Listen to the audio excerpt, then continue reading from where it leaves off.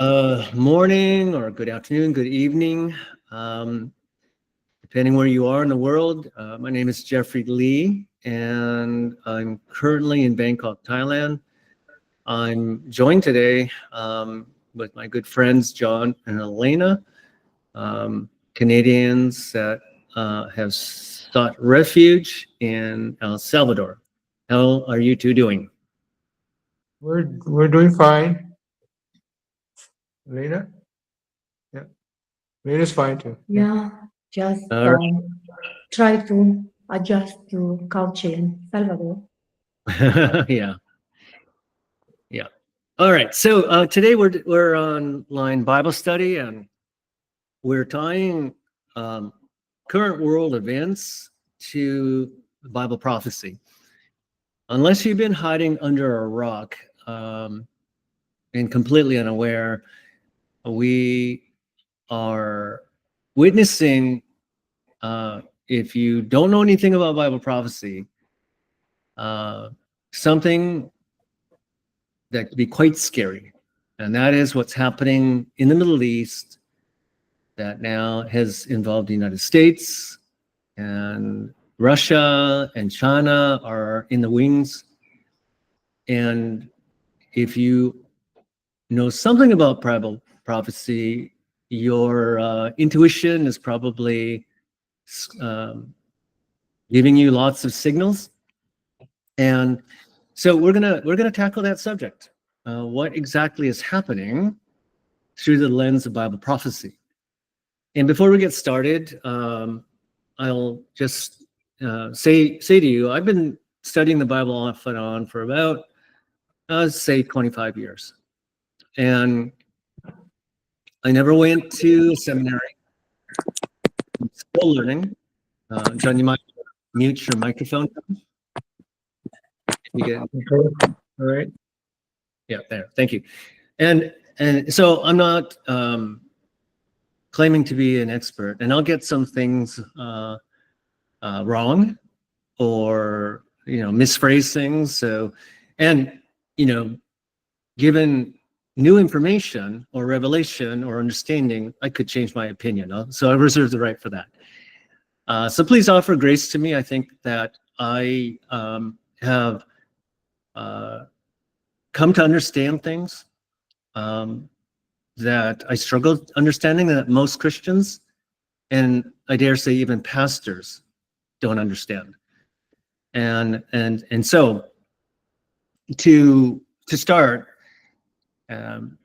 we are, as a world, rapidly moving into a very, very dark time in history, known as the tribulation period, generally known as the tribulation period. It's a 7-year period.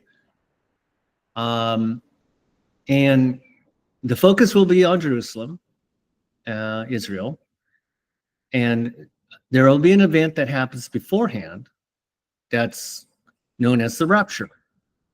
The rapture of the body of Christ. And that is the great rescue.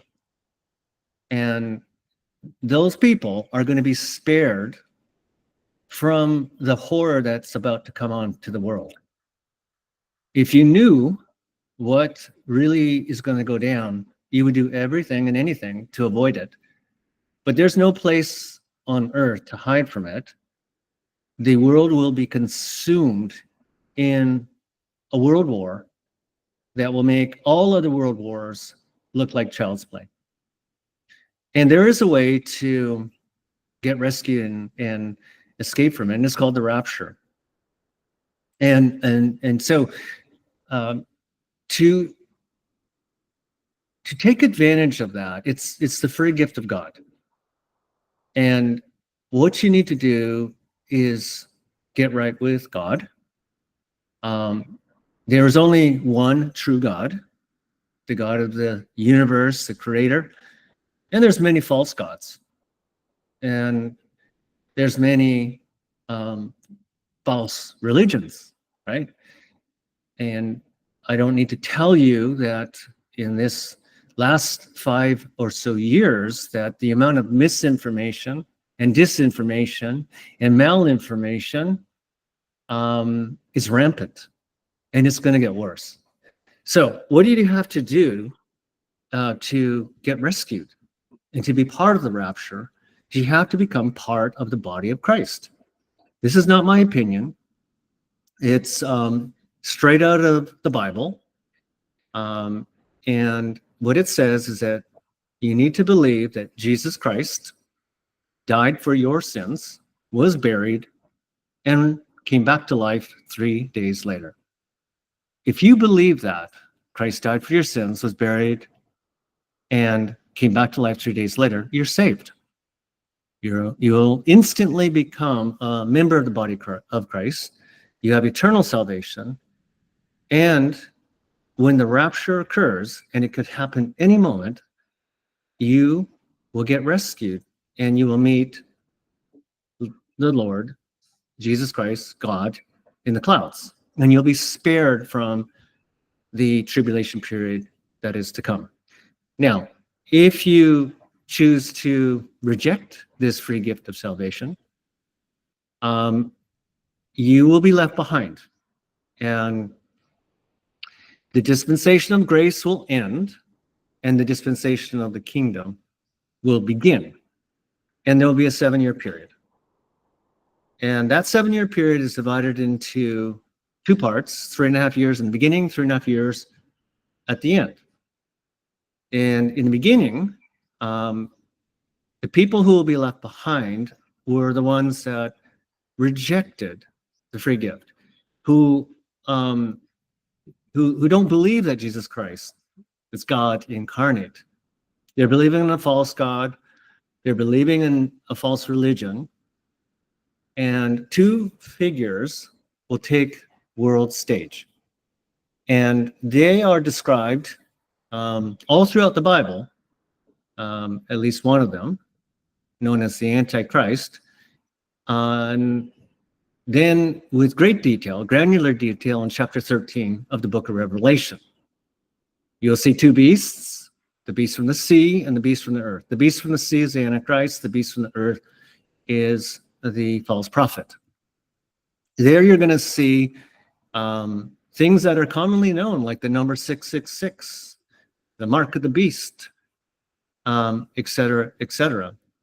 And the thing that I want to state up front is the amount of deception that we already have in the world is going to amp up exponentially. So what I'm talking to you about here is getting to the truth.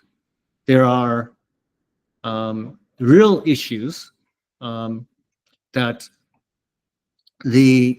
Satan, who is the god of this world until a time in the future, at the end of the 7 years, the second coming of Christ, the battle at Armageddon, which he will win so easily, and then he will sit on the throne of David and reign for 1,000 years.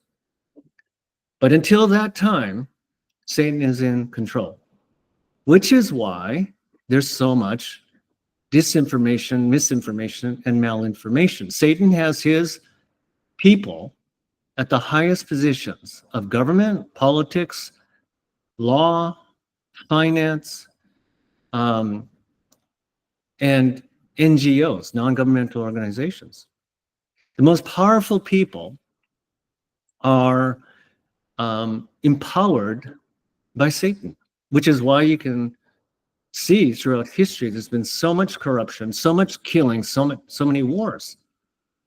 And then when it comes to religion, you have all these false religions, false gods. Even within Christianity, there's some major issues. There's 1,000 Bibles in English. And there's so-called versions or modern translations. And the common belief is you could choose whatever you want. But if you just do a quick study, you're going to realize that they're not all the same. Words have been taken out, words have been put in, words have been changed, entire sections removed. and that if you take some verses out of context, then it's a con. Jesus warned the 12 disciples during his ministry, beware of the leaven of the Pharisees and the Sadducees, because a little leaven raises the whole loaf. So leaven is yeast. If you have ever baked, if you bake bread, you need the yeast for it to rise. And Jesus was not referring to the making of bread. He was using it as a metaphor, and warning the 12 disciples, beware of the doctrine of the Pharisees and Sadducees. What's the doctrine? It's what you believe. It's your ideology, it's your philosophy. And when it comes to spiritual things and things of God, it's what you believe. That's doctrine. And who were the Pharisees and Sadducees? They were religious leaders of the time of Jesus' ministry. So you had the Romans who were the military political authorities, and then you had the Jewish Pharisees and Sadducees as the religious. And they crucified their Messiah. Jesus Christ is the Messiah, is God incarnate. And the Bible is the King James Bible, authorized version 1611. All the rest, they're not versions, they're not translations, they're corruptions, because Satan is the god of this world. And then the denominations, there's over 10,000 denominations with really different beliefs and doctrines. And the truth is, not a single one is biblical. And so for you to understand the truth, you need to have the right Bible, the King James Bible, and you need to know how to rightly divide it. Rightly dividing comes from 2 Timothy 2:15. Study to show thyself approved, a workman unto God, who needeth not to be ashamed, rightly dividing the word of truth. And you might have been a Christian for a long time studying the Bible, and you might have missed that. That's the only command in the entire Bible that tells you it's God's will that you study, and you don't just do it casually, that you really study like a workman, so you're not ashamed. And how do you study properly? Rightly divide. There's divisions in the Bible. And there's a way to wrongly divide. And how could you end up being ashamed? Well, if you're full of bad doctrine and you don't even know it, it's a giant blind spot. You're leading the blind. You're the blind leading the blind. And unfortunately, most of modern day Christianity or churchianity, they are full of bad doctrine and they don't know about it. And when I was in that, when I was outsourcing my knowledge of the Bible to pastors, either in churches or online, when I wasn't actually studying the right Bible and I wasn't working through it and rightly dividing, I was full of bad doctrine and I didn't know about it. Okay, so what is God's will? You're going to see it on the screen there, is that all men be saved and come to the knowledge of the truth. There's only one God, one mediator between God and man, and that's the man Jesus Christ. Fully God, fully man. And there's somebody against that, and that's Satan. Satan came to rob, kill, and destroy. And what he wants to destroy is your eternal destiny. You know, you have a living soul. When you die physically, that's not the end of the story. Your soul is either going to go to God or to the lake of fire. And that's what Satan wants. He wants you to continue in deception and to end up there. All right. So let's now turn our focus to what's going on in the Middle East. The Bible is the only book ever written that was written by God. That's a big, bold statement. The Bible, again, I'm always referring to the King James Bible, Authorized Version 1611. And you might think it's just like any other book. Yeah, 66 books written by 40, roughly 40 people.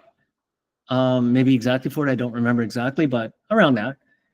Some of them knew each other, like, you got Matthew, Mark, Luke, and John. 4 eyewitnesses, disciples.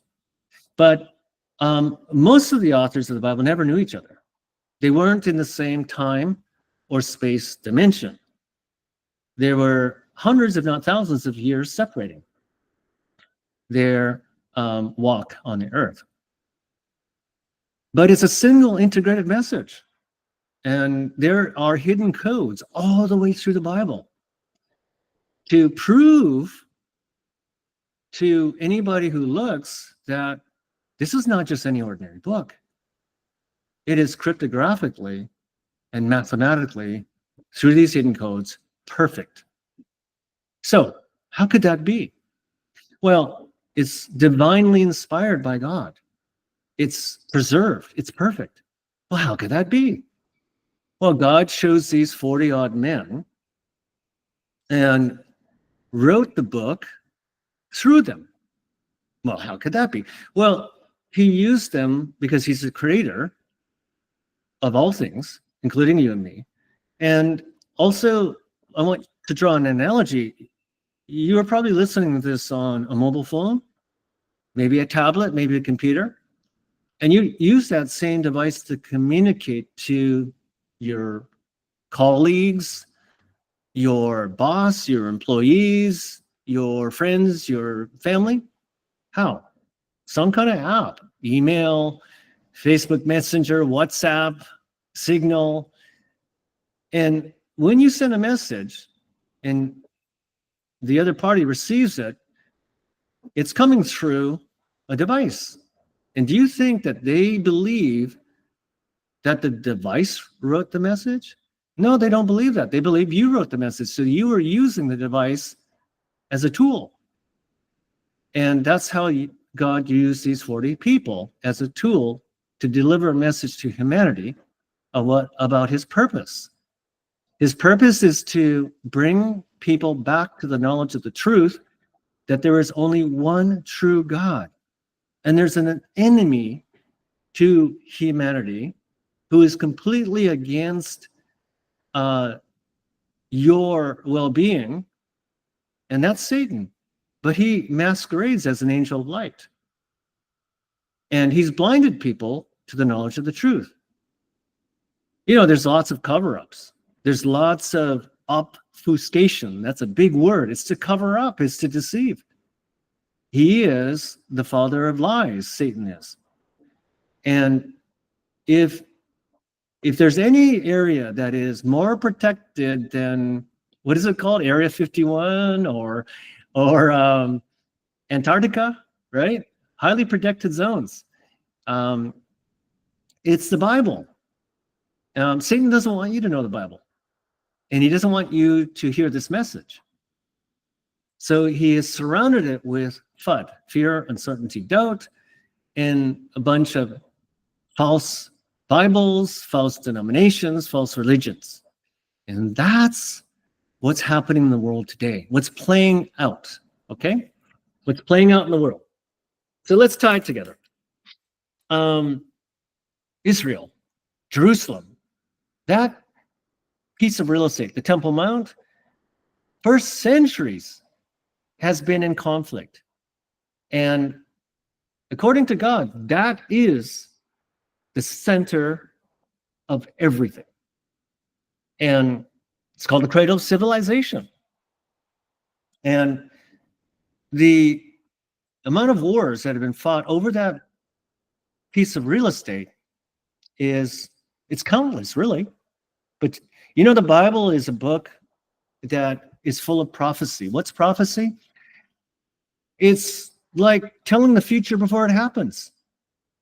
So let's see. You're listening to the weather. You want to know what the weather is going to be tomorrow. So you get a weather forecast. That's trying to predict the future weather, and it's not always right because the weather can change. You could go to a fortune teller and get your fortune, your future read. And the Bible tells us not to do that. Why? Because there are spirits, the spirit world, and a lot of them are seducing spirits. They are on the dark side. So, and then you have things like Nostradamus, right? And yeah, no. They're so general. Astrology, numerology, all this, it's nonsense, okay? So what is Bible prophecy? It's 100% accurate with precision, okay? And there were over 300 prophecies about the first coming of Christ. He was born, in Bethlehem, in a manger, an immaculate conception. At the age of 30, he started his ministry. And then he was murdered by the so-called God's chosen people, which is not biblical, by the way. You're not going to find that in the Bible, God's chosen people. And yet, there were so many prophecies, roughly 300, if not more, that described in great detail who the Messiah would be. Isaiah 53 is it's undeniable. There's no other figure in human history that would have fit the description other than Jesus Christ.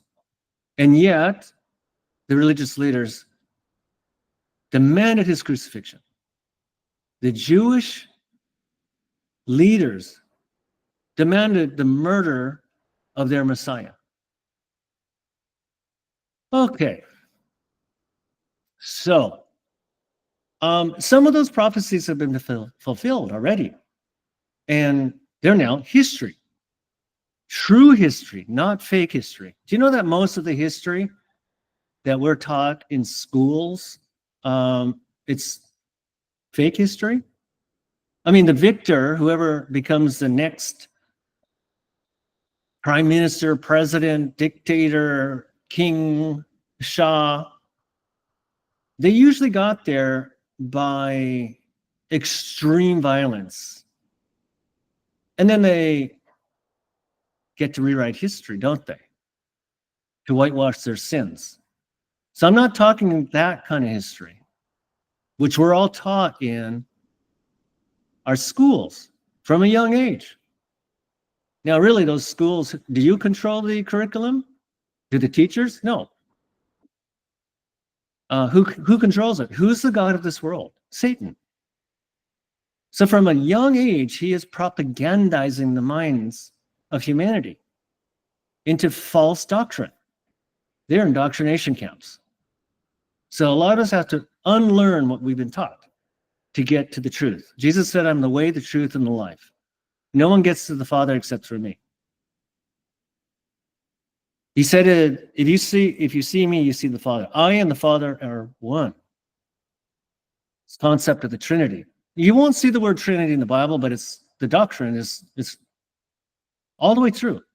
Same with the rapture. You're not going to see that word, but it's good doctrine. Okay? All right, so let's get into it.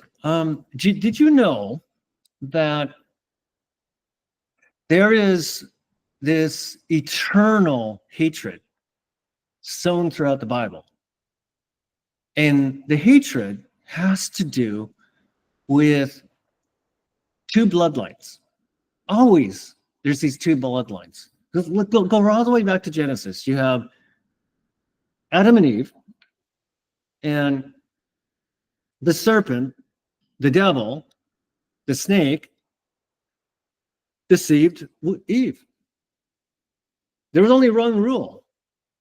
Don't eat of the fruit of the tree of the knowledge of good and evil, because if you do, you will surely die. Well, they didn't die physically, they died spiritually.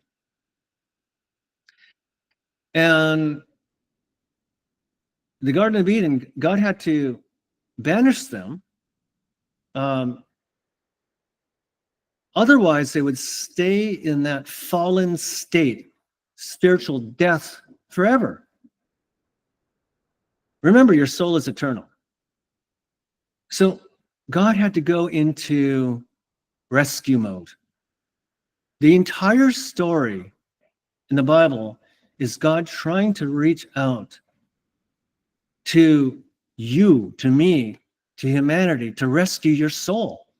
Unless you're saved, I will tell you 100%, your soul is going to go to the lake of fire, which is eternal suffering, gnawing and gnashing of teeth. If you knew, you would do anything to avoid it. And during this dispensation of grace, you can get saved by something called the gospel of the grace of God, the gospel of Christ. Paul called it my gospel because God gave it directly to him. And that is what I mentioned before. It's in 1 Corinthians 15, 1-4. And I'm just showing it on the screen right now. Grab yourself a King James Bible and read 1 Corinthians 15, 1-4. Basically what it says. Excuse me. Didn't change the screen. You didn't change the screen. Gotcha. Thank you. Okay. Great. Perfect. Thanks, John. So 1 Corinthians 15, 1-4, it says, you're saved if you believe that Christ died for your sins, was buried, and rose again on the third day. But this offer is a time-limited offer. It ends at the rapture because the dispensation of grace ends there. And then the dispensation of the kingdom starts in those 7 years. And the Antichrist and false prophet take world stage.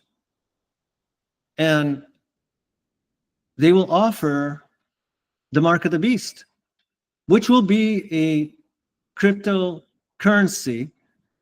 It'll be implanted in your right hand or your forehead, and nobody will be able to buy or sell anything without it. It's a new monetary system. But it's not decentralized. It's not like Bitcoin. It's completely centralized by the cabal, the globalists, right? And so if you take it, you will go to the lake of fire. And the only way to get saved during the dispensation of the kingdom is not by Christ's blood, but by your blood. You will have to say no to the mark of the beast. They'll hunt you down and they'll decapitate you. Cut your head off. Then you can get saved. Yeah, a lot more painful that way, right? Yeah. So the Bible's I haven't counted exactly, but it's like apparently a third prophecy. And yeah, there were over, roughly 300 prophecies about his first coming. But there's way more prophecies about the time related to those 7-year period, especially the last half, the last 3.5 years, which is called the Great Tribulation, called the Day of the Lord. And there's even, there's way more prophecies about those events that are yet future, but maybe the near future. Because everything that's happening right now, the war between Israel and Iran, and the proxies, Gaza, Lebanon, Syria, Yemen, Iraq, before that, Afghanistan, all of that is prophecy. And what has happened in the last 4 or 5 years tells us, like there's this prophetic timeline, God's clock.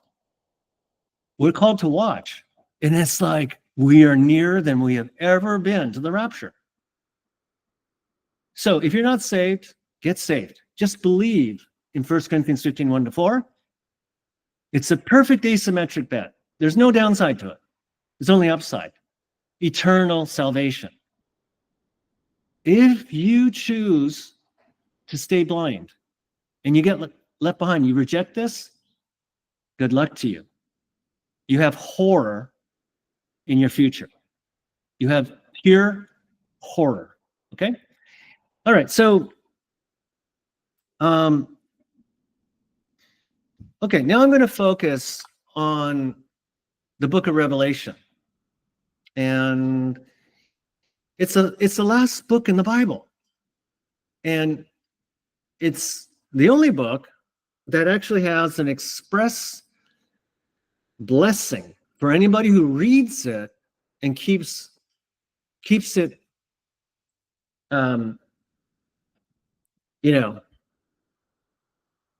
in their mind. It's the only one. And if you read it, you're going to see that there's this horror coming upon the world, a series of 21 judgments. And so you can read it. You might have to prove to yourself that the Bible is actually the Word of God, divinely inspired.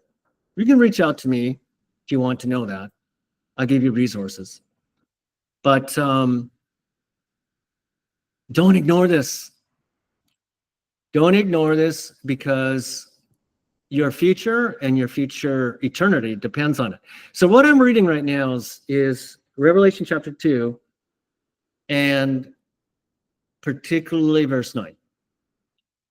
Chapter 2 and chapter 3 are known as the letters to the seven churches. God speaking through John. John wrote the book of Revelation when he was exiled to Patmos on about 95 AD, after the crucifixion. And so the letters to the seven churches were churches that existed at that time. And they were report cards that God was saying, okay, this is what I like, this is what I don't like. Paul, the apostle, during the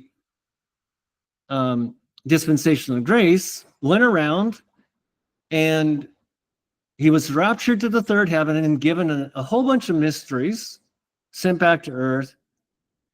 And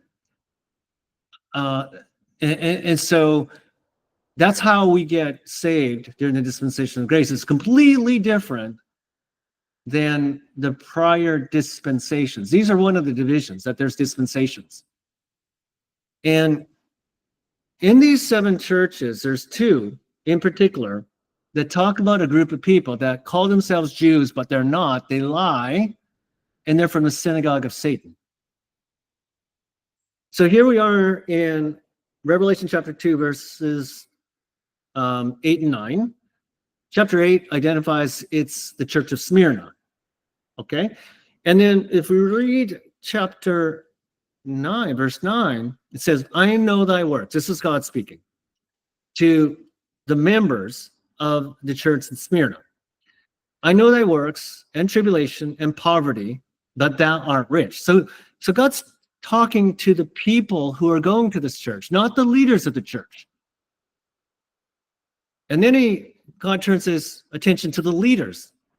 And I know the blasphemy of them which say they are Jews and are not, but are of the synagogue of Satan. Huh, what the heck is that? Fake Jews from the synagogue of Satan. For decades, that puzzled me. Who are these people? Who are these people? These fake Jews that are so powerful that God is really, really upset with, because they are deceiving, they're abusing, taking advantage of people. Then we go to the next chapter, chapter 3, and we're going to verse 9 again. This letter's to the church in Philadelphia. That's in verse 7. And it says in verse 9, behold, I will make them of the synagogue of Satan, which say they are Jews and are not, but do lie. Behold, I will make them come to to come and worship before thy feet and to know that I have loved thee. Talking about the people, humanity, that are being ruled by these fake Jews. Okay, I have good news for you. I'm going to prove to you who these people are, these fake Jews. And those that have looked at it, they say, well, they're the Ashkenazi Jews, and they're the Khazars. Okay, let me actually show you who these people really are through the Bible. All right, Esau, Edom.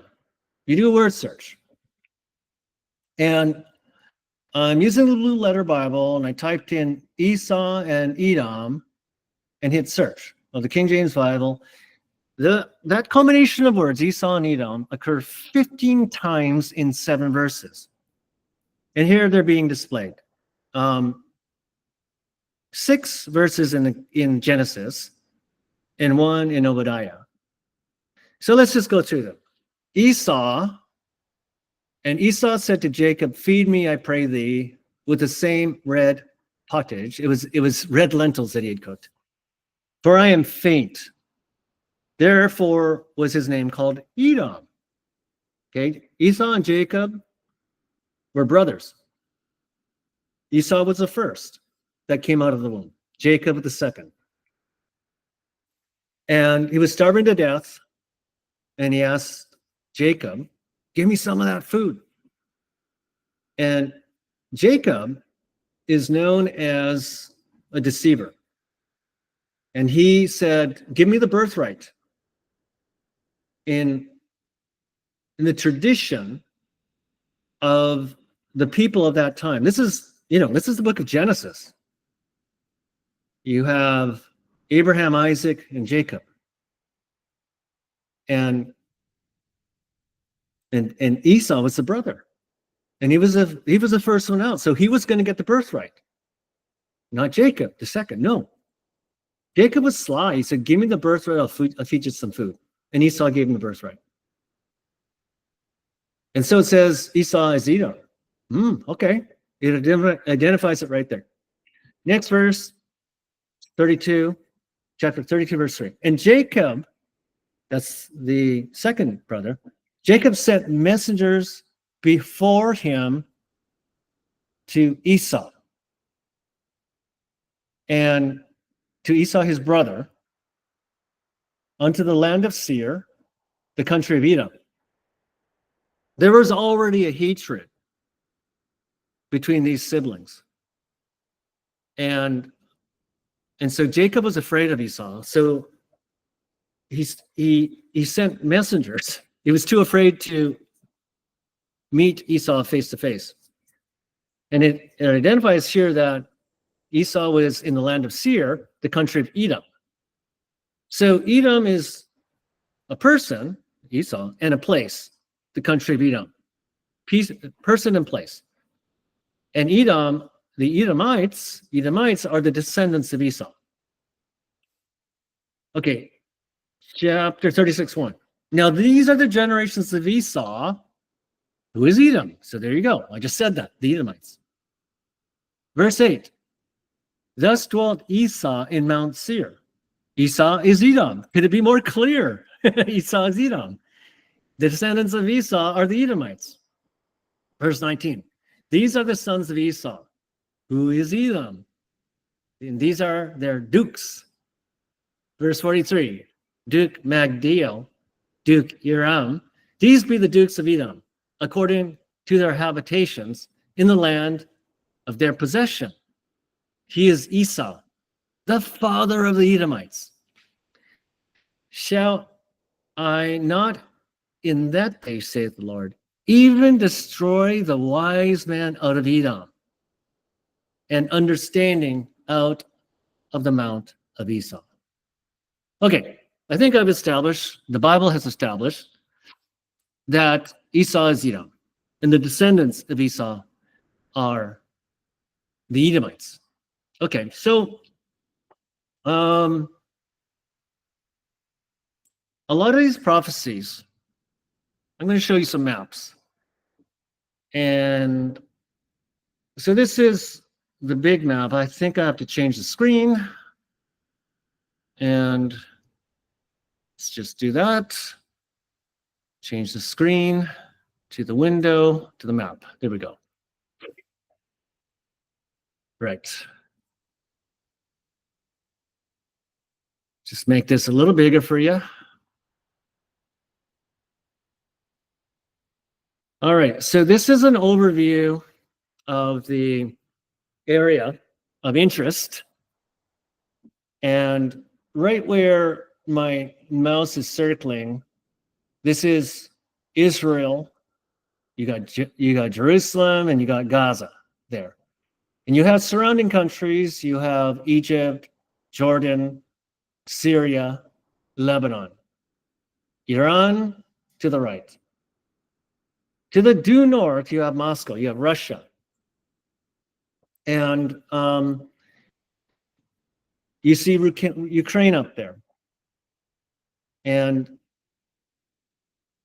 past Iran, you have Afghanistan, Pakistan, and I think to the far right is China. Am I correct, John? Is China's over there? Looks like it, yeah. I Yeah, know yeah. it's more, yeah. Yeah, it's over there. Okay, so Iran is very important to Russia and China. Russia and China are aligned with Iran in alliance. And the United States is in alliance. It's a protector, the big brother for Israel. And Israel's hated by what is generally known as the Arabs, but that's a very imprecise term. Because where does the term Arab come from? Like Saudi Arabia, the Saudis, right? Arabia. No, all these people that are down there in these countries, they're Muslims. That's what they have in common, okay? So then we can look at, there is a famous prophecy in Ezekiel chapter 38 and 39. And in Ezekiel 38 is this idea that it's a prophecy yet to be fulfilled, that God is going to pull a bunch of countries together to attack Israel and to destroy it, and it'll be a nuclear event. And in Ezekiel chapter 38, it uses these words like Rosh at the very top. That's Russia. To the right, Magog, Central Asia. Yeah? And then Persia, which is Iran. You know, if you go to Los Angeles, there's a ton of Iranians there. They don't call themselves Iranians, they call themselves Persians. And then you have Kush, that's Sudan. Put, which is Libya. You have Mishesh, Tubal, Gomer, Togarma, Turkey. Now, these are like a ring of countries, an outer ring of countries that will attack Israel. But the countries that are actually sharing a border with Israel in the inner ring, they're not part of the Ezekiel 38 war. It's called the war of Gog and Magog. That's curious, isn't it? And we're going to cover why that is so. And it's not well known. So this is an outline of the book of Ezekiel. And you're going to see that Ezekiel is called as a prophet, chapter 23. And then there's a judgment on Jerusalem, chapters 4 to 24. And chapters 25 to 32 are God's judgment on the Muslim nations, including the Edomites. And chapters 33 to 48 talks about the restoration of the Jews. The Jews were banished from Jerusalem in 70 AD. 70 years after the crucifixion of Christ, Jerusalem was besieged. There was a big war, Romans, Jews, and another group. And after that, and this was prophesied by Jesus, that not a single stone would be left standing on top of the other. They'd be all thrown to the ground because he was there. And when the temple existed, and the disciples were marveling at it. And he said, I tell you the truth, not a single stone is going to be left standing on top of the other. It's all going to be thrown down. And he said, but I will raise it up in 3 days. He was referring to the fact that he was the temple of God, not a building. They didn't understand. Do you know if you get saved during the dispensational grace, you're a member of the body of Christ, you are the temple of God. God in you, Christ in you, is one of the mysteries that God gave to Paul. Christ in you, the hope of glory. All right, so there's going to be a restoration. They're going to be collected back into wherever they got scattered to. That's the diaspora. So from 70 AD until 1948, almost 2,000 years, no Jews lived in that area in the Middle East that is now on the map as Israel. It was called Palestine. So for about 2,000 years, the Muslims lived there.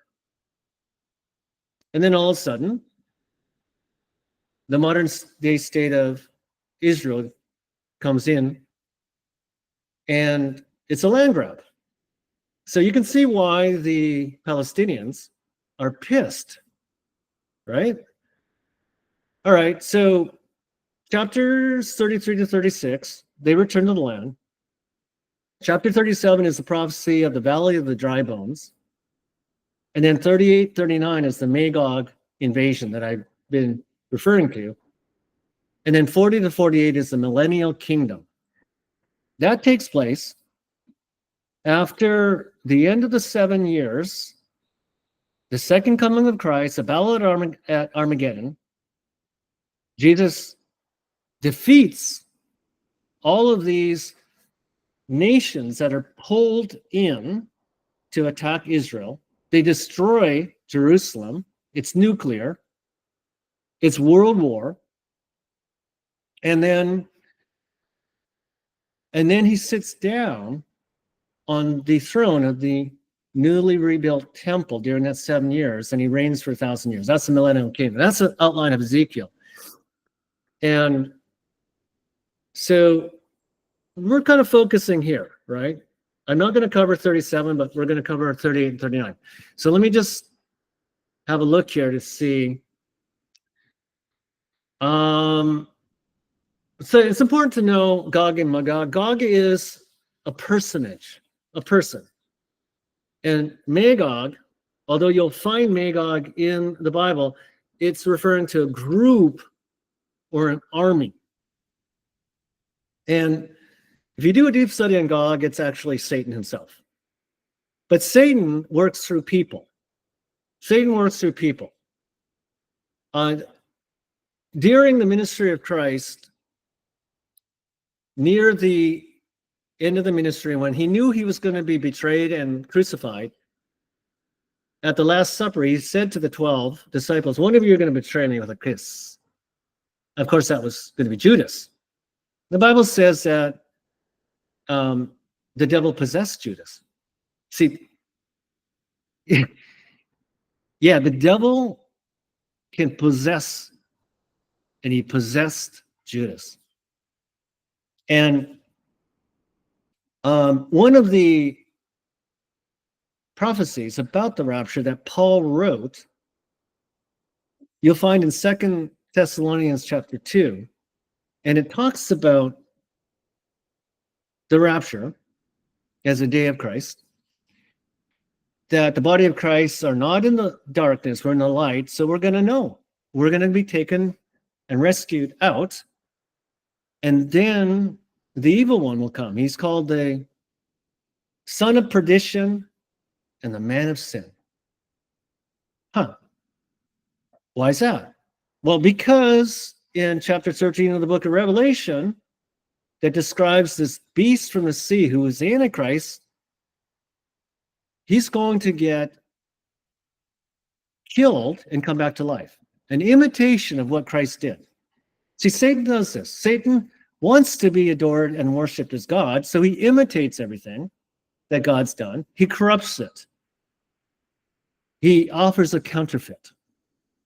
So Gog in the Gog and Magog is Satan, but he's going to work through people. And Magog is this coalition of forces from everywhere that will attack Jerusalem. And you'll see that all the way through the chapters 38 and 39. Now, Gog and Magog is also mentioned, this war of Gog and Magog, near the end of the book of Revelation. So there's two Gog and Magog wars.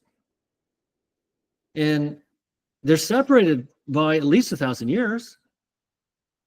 And the leader, Gog, is Satan. So that explains that. He'll just manifest through a different person. And Magog is the armies. So it'll just be different people at the time. Okay. All right. Now we have to ask this question. Why is it that we have these really archaic names? Rosh is Russia. Magog, Central Asia, that's China. Cush, Sudan. Persia, Iran.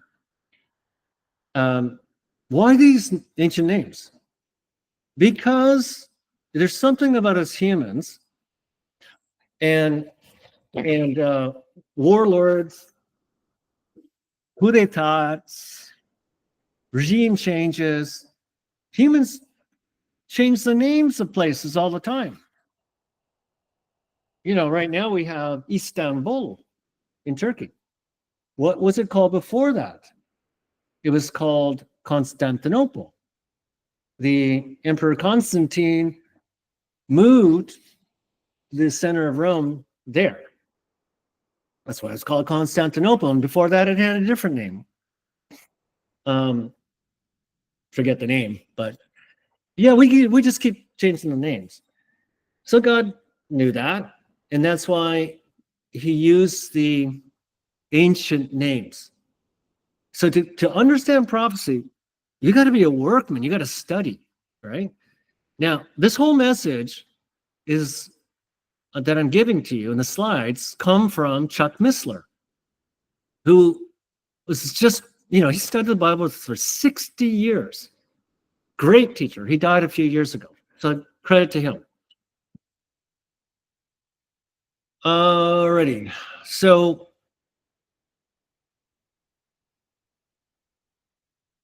yeah, okay, so we had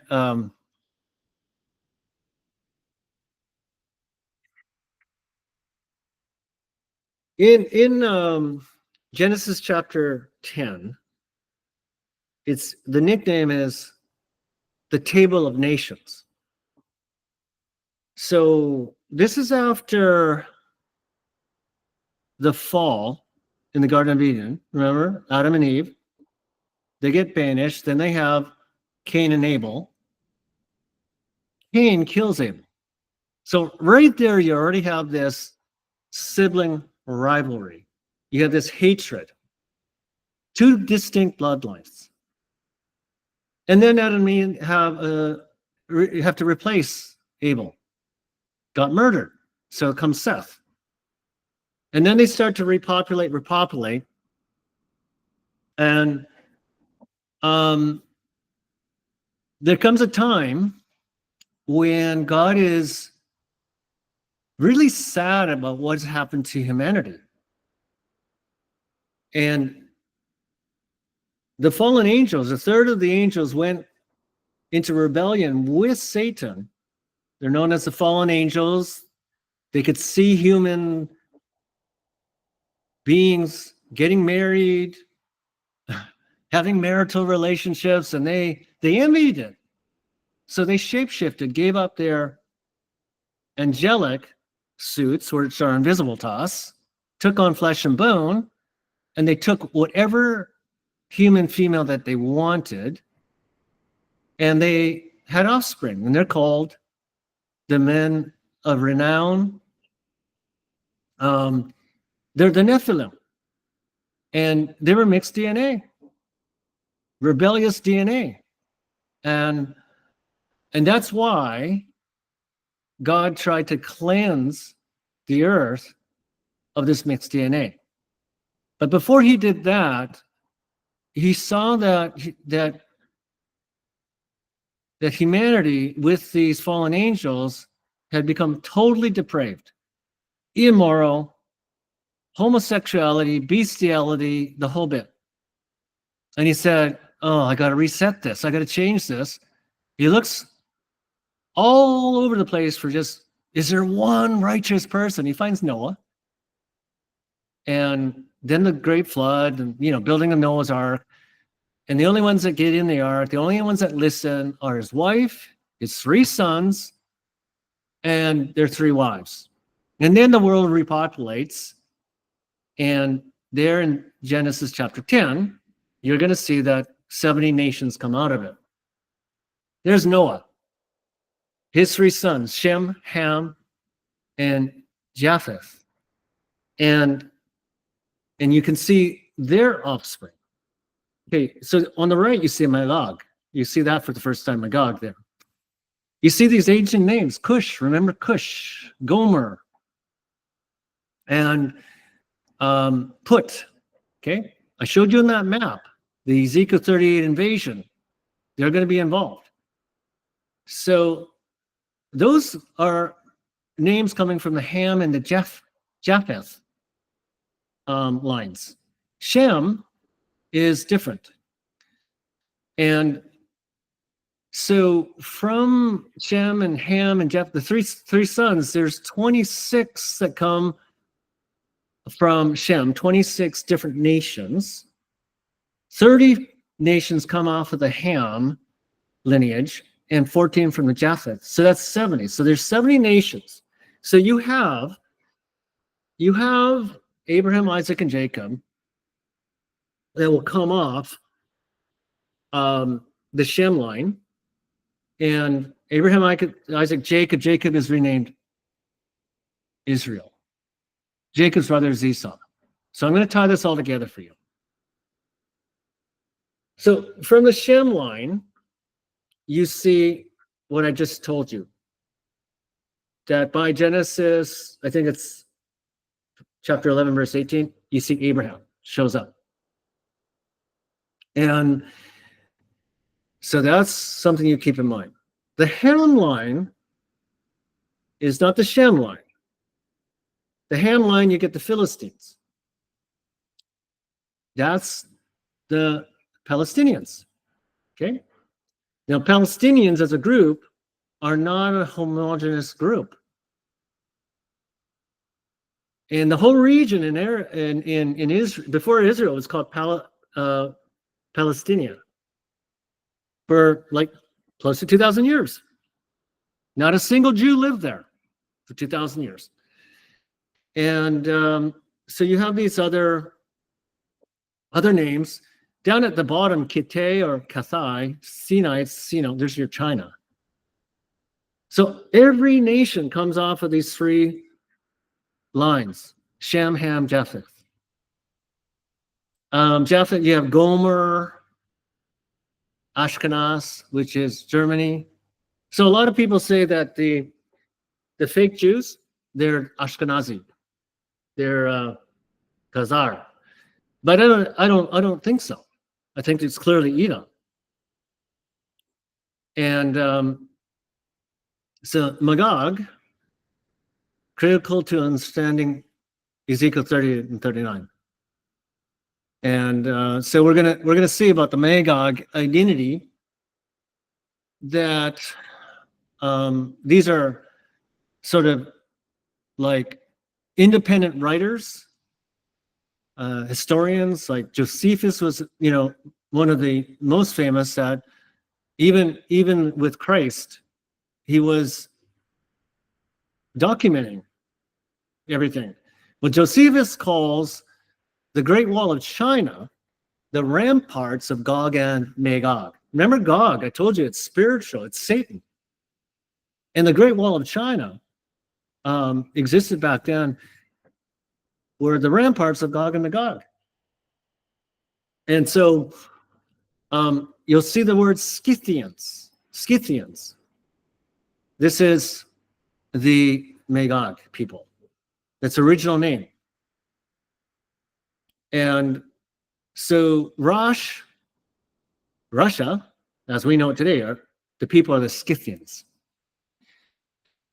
And that'll be the main player in the Ezekiel 38 invasion, that Russia will attack, and the coalition of countries, including, interestingly, Iran and China. So whatever happens to Iran right now, doesn't matter. They're coming back. They're coming back. What we just witnessed is not Ezekiel 38. Not Ezekiel 38. Something else happened. Okay. All right. So I don't think this is too relevant. It's too deep for us right now. Even Paul writes about it in Colossians 3, verse 11. During the dispensation of grace, salvation is available to everyone. And God's not looking at people as Muslim or Jewish or Gentile or Greek or anything. And so this is what it's saying, where there is neither Greek nor Jew, circumcision nor uncircumcision, barbarian, Scythian, bond nor free, but Christ is all and in all. So who were the most barbaric? Of course, the barbarians. The next were the Scythians, okay? Like violent heathens. Bond are slaves, free are free people. So in Ezekiel 38, God is actually going to put a hook in the mouth of these nations to attack Jerusalem. You see, God betrothed himself to Israel. But this is a covenant relationship where God promised them a land and promised that that Abraham would be the father of nations and his seed, Isaac. And then the seed from Isaac would come Jacob, and Jacob gets renamed Israel. There were conditions there. They had to obey the law. Israel had to obey the law. If they did, they got blessed in every way. And if they didn't, they got cursed in every way, including losing their homeland, and get carried into slavery, captivity, first to the Egyptians, then to the Babylonians. That's why the besiege in Jerusalem in 70 AD, it was all prophesied. Remember what I told you up front. It's the only book in the world that tells you the future before it happens, is with precise perfection. All right, so one of the countries that are going to attack in this yet future Ezekiel 38 invasion is Persia, which is Iran. Okay, so country after country, what's going to come and attack. And if you go and read Ezekiel 38, you're going to see like horses. And you got to remember, this is written 2,500 years ago. And the instrument of warfare back then, there were no tanks, there were no cars. There was a horse. That was a major instrument of war. Just use your imagination and you'll see that the modern technological weapons of warfare, you'll see it there. Okay, so it's gonna pull in these nations from the uttermost parts of the north, and this is Russia. Turkey will also be involved, and it says that there's one country that is going to be a guard unto them. All these other nations, there's one country that's going to be a guard. And in the original language, what it's referring to is who is providing Persia, that's Iran, Kush, Put, Gomer, Kamar, with the weapons of war. It's Russia. It's Russia. So Iran is important to Russia because it's a buffer zone. There's a buffer between Israel and Russia. You have all these surrounding states, Syria, Lebanon. They're small. Iran's big, and that's why Iran is important to Russia. Similarly, China. Okay. So God is actually going to cause Russia and Iran and China to attack. But here's some things that it says, that Jerusalem, at the time that Ezekiel 38 happens, it says here in verse 11, Ezekiel 38, that this coalition of nations led by Russia, that they will go up to the land of the unwalled villages. I will go to them that are at rest, that dwell safely, all of them dwelling without walls and having neither bars nor gates. Talking about the Jews who will be back in Israel, in Jerusalem, that it'll be an unwalled village, that they'll be at rest, they'll be dwelling safely. No walls, no bars, no gate. That does not describe Israel at the present moment. So Ezekiel 38 is yet future. So what about this walls? You know, we have these major political walls. You got China, you have the Berlin Wall, and in Israel today, there's that apartheid. There's this wall that's 25 feet high and 430 miles long that is separating Gaza out. And they have literally cordoned off. That's the wall that's still there. That has to come down before Ezekiel 38 happens. Now, why are these nations led by and supplied by Russia coming? They're coming for a spoil. They're going to come to take out, at the very end here, cattle, goods, riches. Okay? The motivation is that they're going to come in and take the wealth out of Jerusalem, to take a spoil. It's a different motivation. We're going to see this.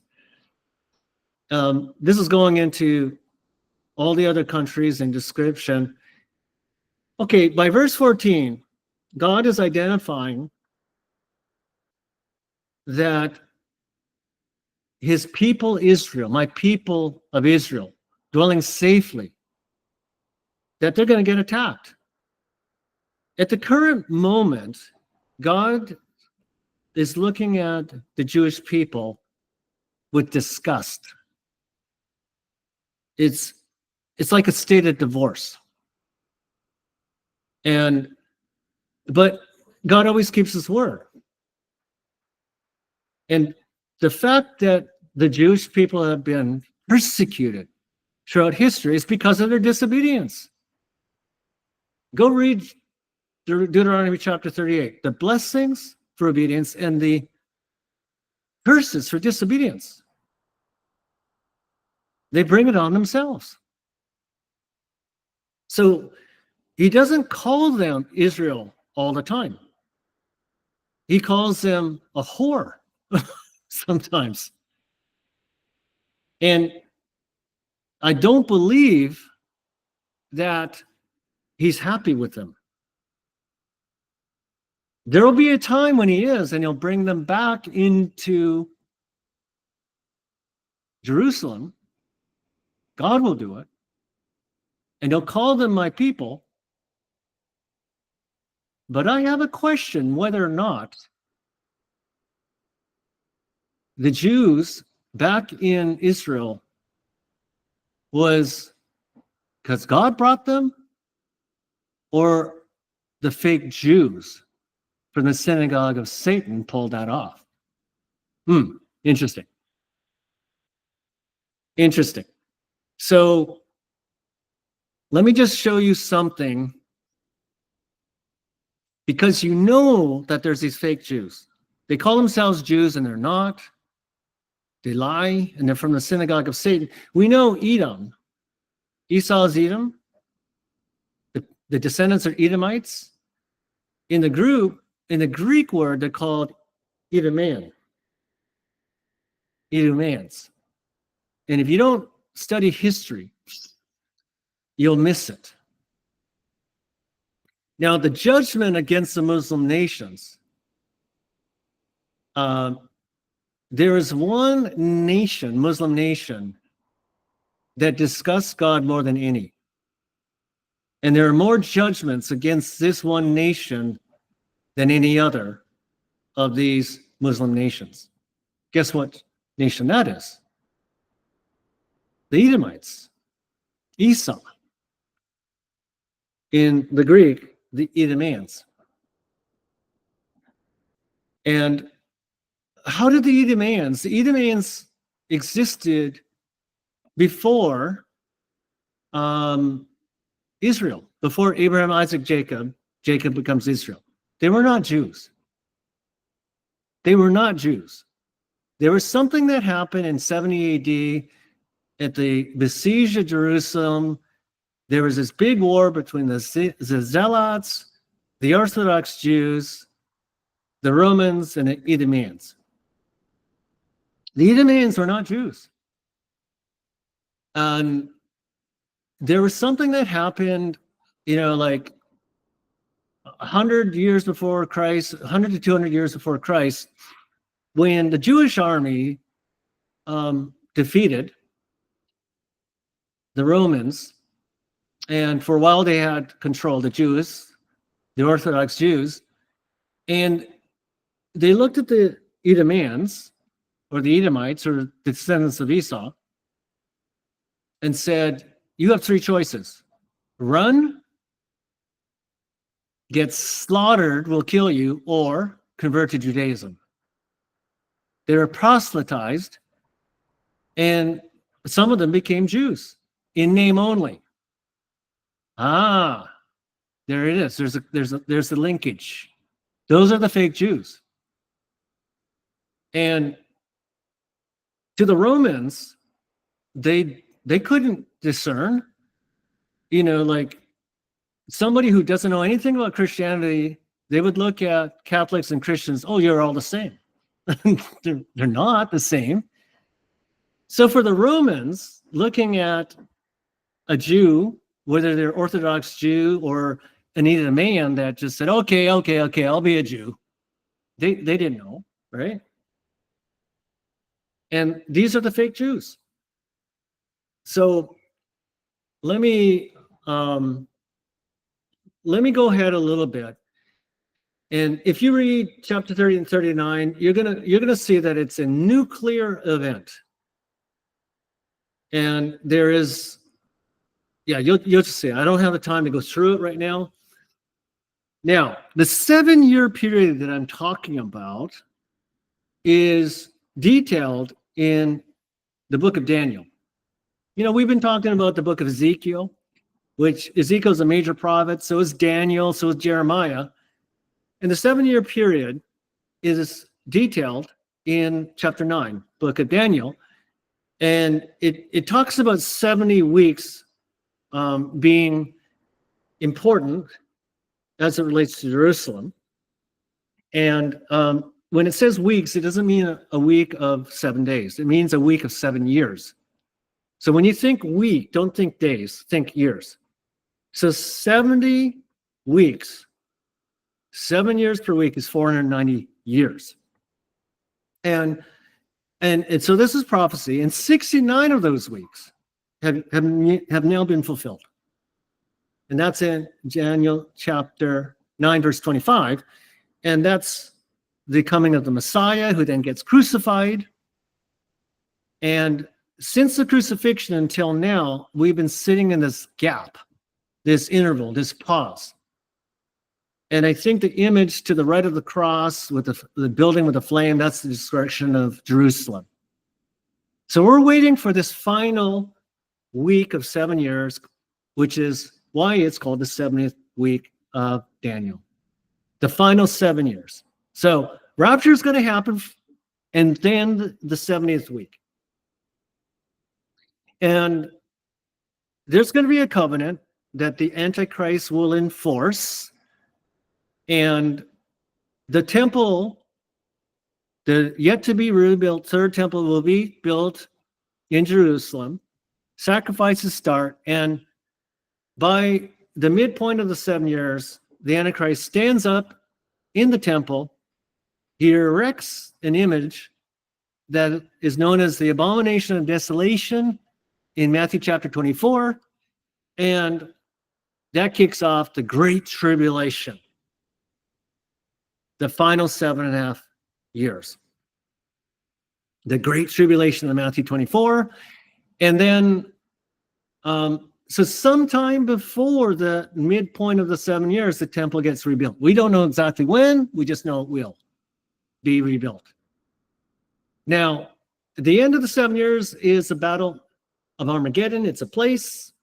Christ comes back, and he wins, and throws Antichrist, false prophet, into the lake of fire forever. He puts Satan in chains for 1,000 years, and he sits down on the throne of David and rules for 1,000 years. The millennial reign of Christ.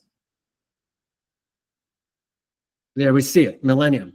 Now, the question is, when does the Magog invasion of chapter 38, Ezekiel 38, happen? A lot of eschatological students, eschatology is the study of this period, end times. It's not the exact end times, but it's a very important time. They place it there. They place it at the second coming of Christ that is described in the book of Revelation. But there's an alternative view that it's going to happen after the rapture and before the 7 years start. And one of the reasons is because it's going to take 7 years to clean up the nuclear mess. And it doesn't kind of line up with God just sitting down at the yet to be rebuilt temple in Jerusalem and reigning for 1,000 years.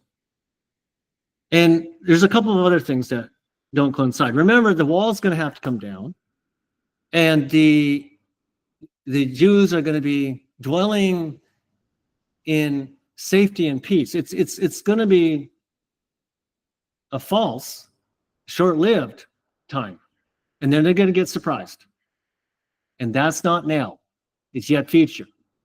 So I have come to the belief that Ezekiel 38 is not the second coming of Christ, that it's going to occur after the rapture and before the 7 years.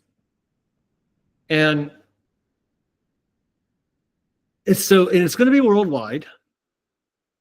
They're coming to take a spoil, a 7-month cleanup of the nuclear waste and other things.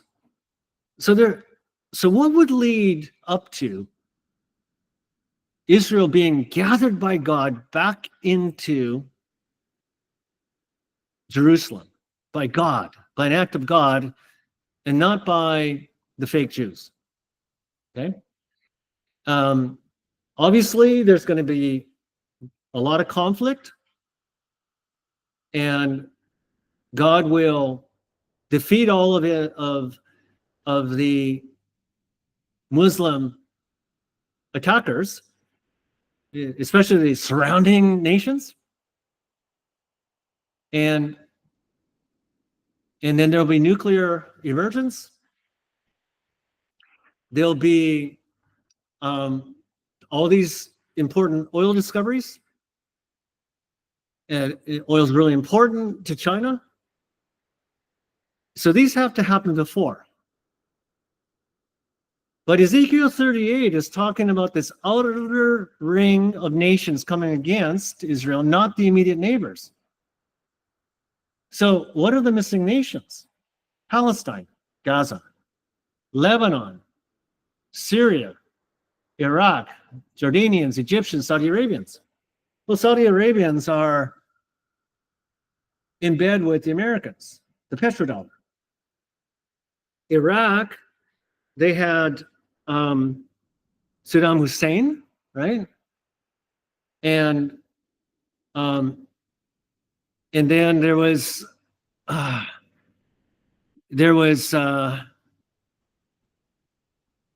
Qaeda, there was Osama bin Laden. But in recent years, the last 4 years, we saw what happened in Lebanon. We saw what happened in Syria. We saw and are witnessing what's happening in Gaza. Now we hear names like Hamas, Hezbollah, the Houthis, and guess who funds all of those militant groups? Iran. Because they're the buffer between Israel and Iran. There is an ancient hatred that stems from the two brothers. Remember, Cain and Abel. Cain kills Abel.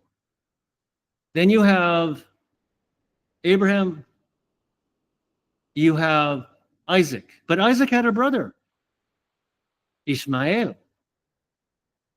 And Ishmael was the illegitimate brother. He was the first. And Isaac was a child of promise. And there was a hatred. And then later, Isaac has two sons, Jacob and Esau.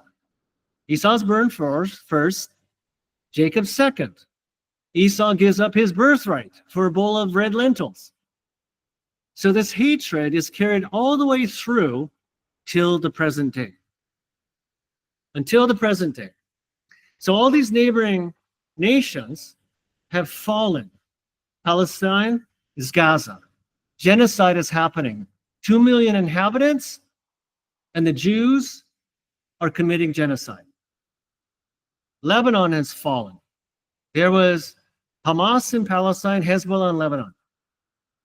Syria has fallen, and I think Hezbollah was probably there as well. I might have gotten that wrong, but the fall of Syria. And there's all sorts of missiles and everything, but they have been quiet. Iraq, Saddam Hussein has fallen, Iraqi invasion. So what we have here that has to happen before it can be Ezekiel 38 being fulfilled is the wall has to come down, and they have to be dwelling in peace. It won't be a very long peace. And there's something else that has to happen. Now, there's Chuck Missler, is that it will be established, Israel as a sovereign state. It will be militarily secure. It'll be a nation at peace in the Middle East, and their fortune will be restored. I mean, Israel right now is super wealthy, but it's going to get even wealthier.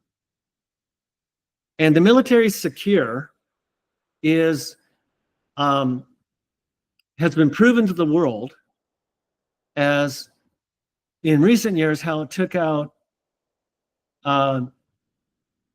Syria and Lebanon, the beepers that exploded, and now the dominance of the airspace over Iran. Now, there's another attack on Israel in Psalm 83. And let's contrast. Let's contrast the players in Ezekiel 38 are from the outer ring of nations that don't have a border, like Russia, China, Iran. In Psalm 83, it's the bordering nations, the one we just talked about. Lebanon, Syria, Palestine. Now, the motivation in Ezekiel 38 is spoil, plunder, gold, silver, cattle. The motivation of the bordering nations is hatred, to wipe Israel off the map. So there's this eternal war, eternal hatred. Now, here's something interesting. The Ishmael, they see Abraham as the father, and then they see Ishmael. The Muslims see Ishmael. They recognize Ishmael. They don't recognize Isaac. The Jews recognize Isaac. And the holy book of the Muslims, the Quran, was written some 500 years after the finalization of the Bible, of the life, crucifixion, death, burial, resurrection, ascension of Christ. So it was a fable. It's made up. There is no historical record. There's no continuity. And so they see their God as Allah. And it's a false God. It's not the God of the universe. And they're waiting for the coming of the Mahdi. And they see Muhammad like Christ, they see Muhammad on a horse ascending to heaven. See, it's an imitation. They're waiting for the Mahdi. So this is a holy war to them. And to them that believe in this, they see the Jews, Israel, as the little Satan, and America as the big Satan. And they say, death to America. So whatever happens in these days, weeks, months to follow in Iran, it isn't going to end. Even if they kill Ayatollah Khomeini, there are sleeper cells all over the world in the United States. There are the Chinese. The opening of the southern border, some 20 million people apparently walked in, and undercover militants and 1 million drones, Chinese drones. So we actually see that what's been fulfilled is Psalm 83 right before our eyes. And Jerusalem has proven, Israel has their military superiority, which has actually fulfilled one of the conditions in Ezekiel, is that in verse 10 it says they would have an exceedingly great army. I mean, their technology is unbelievable. So that's why people who are studying eschatology, these end times, we are excited and we believe that the rapture is closer than ever. I'm going to bring the teaching to an end right here, and we're going to pick up on our next teaching, which will be Wednesday evening if you live in the Americas region. And I hope you join us then. And I thank you for being with us. And I'm just going to open it up to the live audience. So I'm going to end the recording, and one of these days I'm going to put it up on YouTube for others to hear. So let me just get to the recording and turn it off. Thanks for listening. If you want to be part of the live audience, connect. Otherwise, subscribe to the YouTube channel for more updates.